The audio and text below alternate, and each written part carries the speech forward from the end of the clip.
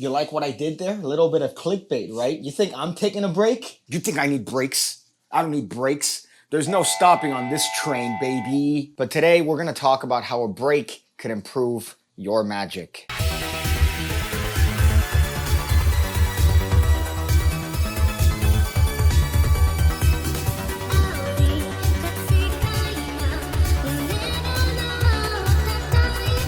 I think we've all been there before, my friends, where she calls you and she says, hey, I think it's time for a break.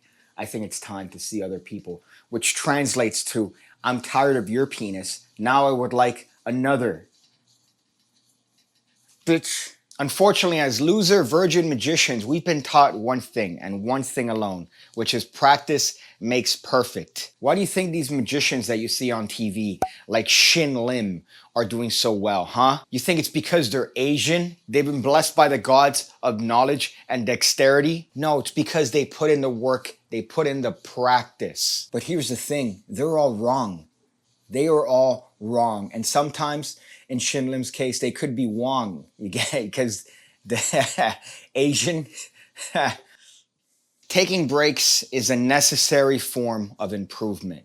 Hear me out. Over the past couple days, I decided to make the 300-mile pilgrimage to Orlando, Florida, where it's the Magic Kingdom. It's the home of the Magic Kingdom. You got Disney, you got Universal, you got Islands. There was a whole kerfluffle for Disney tickets, so unfortunately, your boy had to go to Islands of Adventure. But in the meanwhile, I did other things. I went to the Museum of Illusion. I went to the Wax Museum. I checked out a couple of the different exhibits they got over there. And it got me thinking as to the necessity and the importance of taking breaks. Your boy's been doing magic for 21 years. 21 years is a long time to dedicate to anything, and I've been doing magic for that long.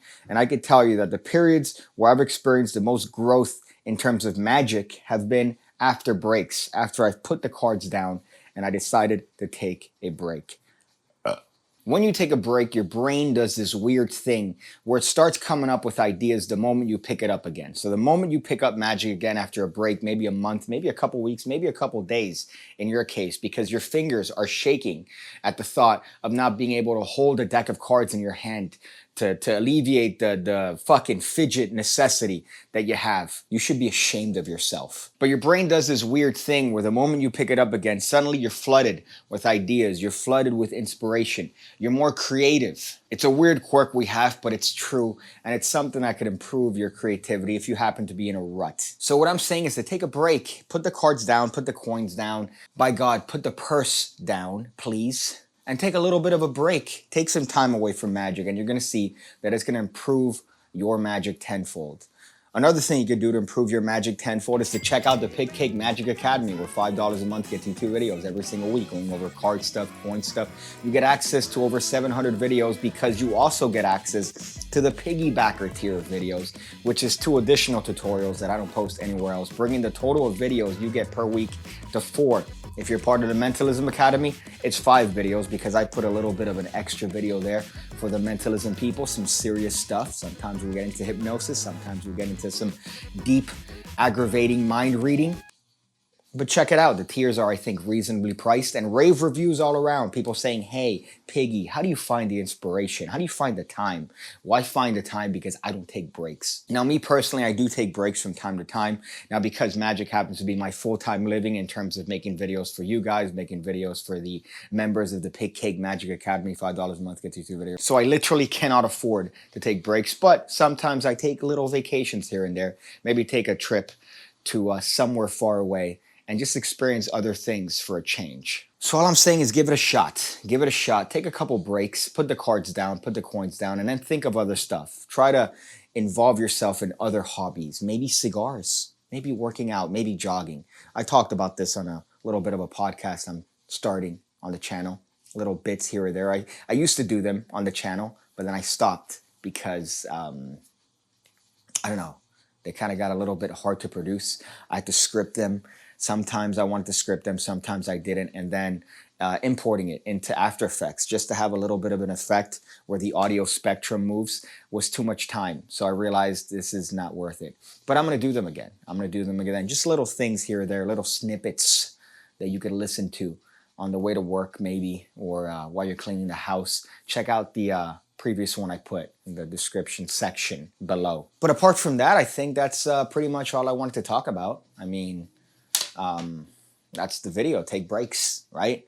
I made it a little bit clickbaity, right? Because that's what gets the views. So please excuse that portion where the thumbnail made it look like I'm taking a break, right? With some dramatic pose that every other YouTuber does. Have you noticed that?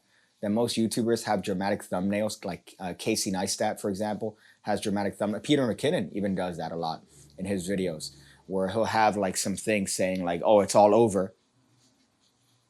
But then you look at the video and it turns out that what's over is his subscription to Netflix. Oh boy. Yeah, man. Check out the Academy. Check out the channel. You could check out Ham Radio, which is another podcast that I do. You could watch me get pissed off for 2 hours once a week. I'll leave that in the description as well. A little bit edgy, I would say. Some people might not like the content there in terms of, you know, free thoughts and freedom of speech. I guess some people don't like freedom of speech, so they don't like it. But you should check it out. It's fun. I do it, so please check it out. I subject myself to dealing with my partner in crime there once a week for you guys and for your entertainment. So check that out. Boy, I gotta go. I'm gonna go. So you guys remember to brush your teeth.